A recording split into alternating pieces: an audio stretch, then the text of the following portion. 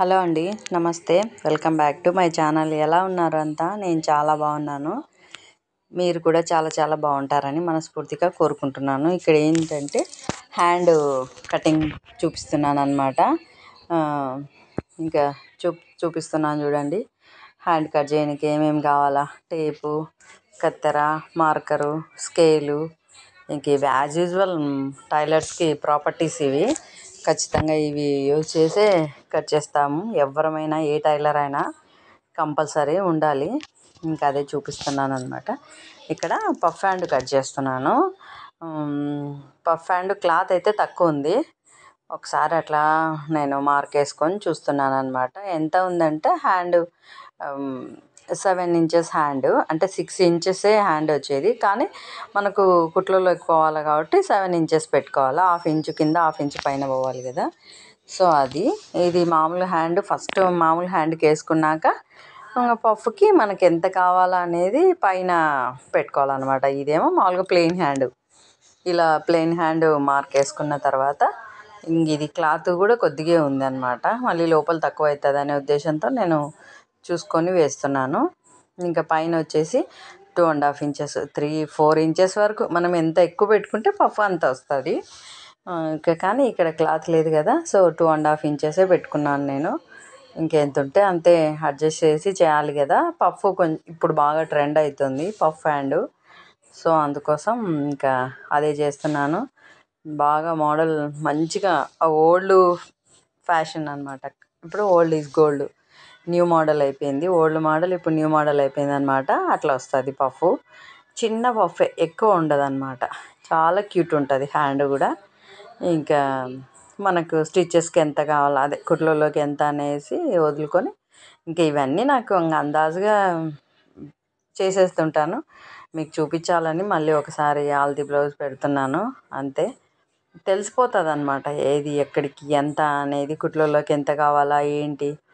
ఇంకా దగ్గర దగ్గర ఒక 25 ఎక్స్పీరియన్స్ అనుకోండి నాకు టైలరింగ్లో. సో అందుకోసం ఈజీగానే చేసేస్తాను. ఏదైనా సరే కష్టం అనేది అయితే ఉండదు.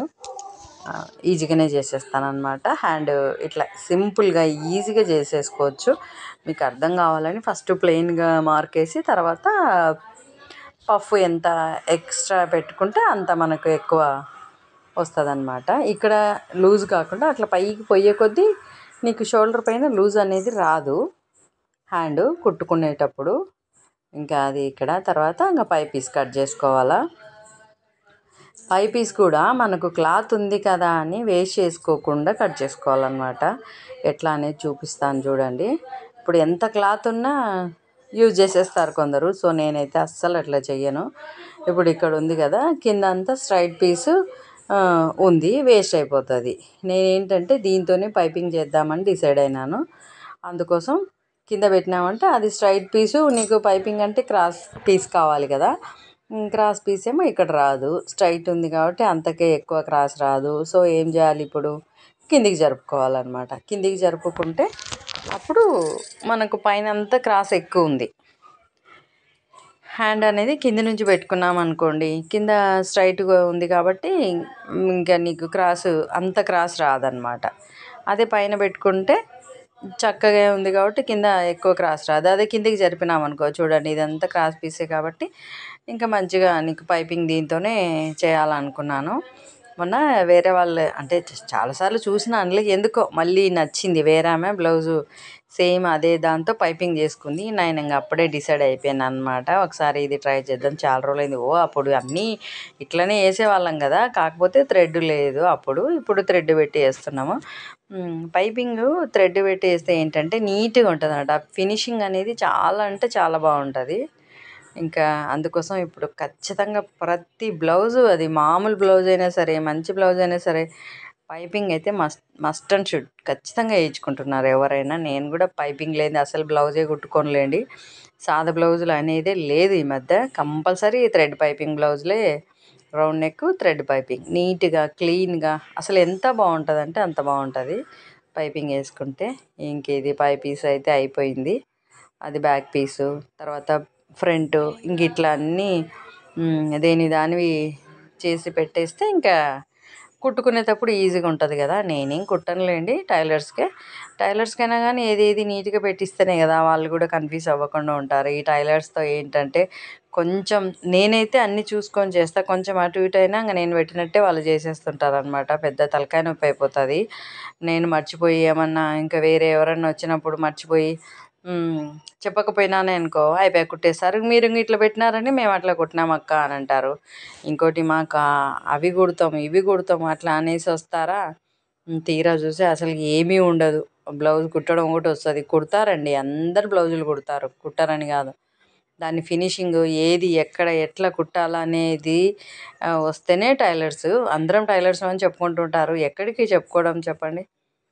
ఏది ఇచ్చినా దాన్ని 100% కరెక్ట్గా వచ్చేటట్టు కుడితేనే కదా నీకు అది కరెక్ట్ అని తెలిసేది. ఏం చేద్దాం చెప్పండి. ఇంకా సరే పోనీలే, అందరికీ అన్నీ రావు కదా నేర్పించుకుందామని అనుకుంటానా. ఎక్కడ చెప్పండి, 2 రోజులు చేస్తారు, మళ్ళీ వాళ్ళ బుద్ధులు చూపించుకొని వెళ్ళిపోతుంటారు. ఇంకా అంతే, మా టైలర్స్ కష్టాలన్నీ ఇట్లే ఉంటాయి. ఇంకా తప్పదు, వర్క్ ఉన్నప్పుడు ఇంకా వాళ్ళకి చూపించుకుంటూ అన్నీ నేర్పించుకుంటూ చేయాలి. ఇక్కడ క్రాస్ బెల్ట్ కట్ చేసినాను, అది కొంచెం తక్కువ పడింది కానీ ఏం కాదు, కుట్లలోకి వెళ్ళిపోతుంది. అదే చెప్తున్నాను అనమాట. కొంచెం అట్లాంటివన్నీ మనం అడ్జస్ట్ చేసుకోవాలి కుట్టేటప్పుడు. అదే కదా టైలర్స్కి ఉండాల్సిన ముఖ్య ఏమంటారు, తెలివితేటలతో ఆలోచించి చేయాలి ఏదైనా. ఏం చేద్దాం చెప్పండి, టాలెంట్ ఉండాలి. ఏది ఎట్టిచ్చినా చేయగలిగిన కెపాసిటీ వస్తేనే మనం టైలర్స్ అయ్యేది. ఇంకా ఉన్నారు, ఏం చేద్దాం, తప్పదు, అందరినీ భరించాలి, మనకు పనులు అవ్వాలి కదా. సో చూపించుకొని అన్నీ చేసుకుంటుంటానన్నమాట. ఇదండి ఇవాళ నా వీడియో. ఎలా ఉంది ఏంటి, నచ్చితే లైక్ షేర్ సబ్స్క్రైబ్ ఖచ్చితంగా చేసుకోండి. కొత్త వాళ్ళు ఎవరైనా చూస్తుంటే ముందు ఛానల్ సబ్స్క్రైబ్ చేసుకొని వీడియోకి అయితే లైక్ ఇచ్చేయండి, తర్వాత వీడియో కంటిన్యూ చేయండి. బ్లౌజ్ కటింగ్ ఎలా ఉంది ఏంటి, హ్యాండ్ కటింగ్ తర్వాత ఫ్రంట్ కటింగ్ కూడా పెడతాను. ఇప్పటివరకు అయితే బ్యాక్ వచ్చేసింది, హ్యాండ్ వచ్చేసింది కదా, ఇంకా నెక్స్ట్ ఫ్రంట్ కూడా పెడతాను. చూదురు, అంటే మీకు క్లియర్గా అర్థమవుతుందని అనుకుంటున్నాను. కాకుంటే నాకు ఖచ్చితంగా చిన్న కామెంట్ అయితే చేయండి, నేను చెప్తాను. ఇదండి, థ్యాంక్ యూ అండి, thank you for watching. Bye అండి.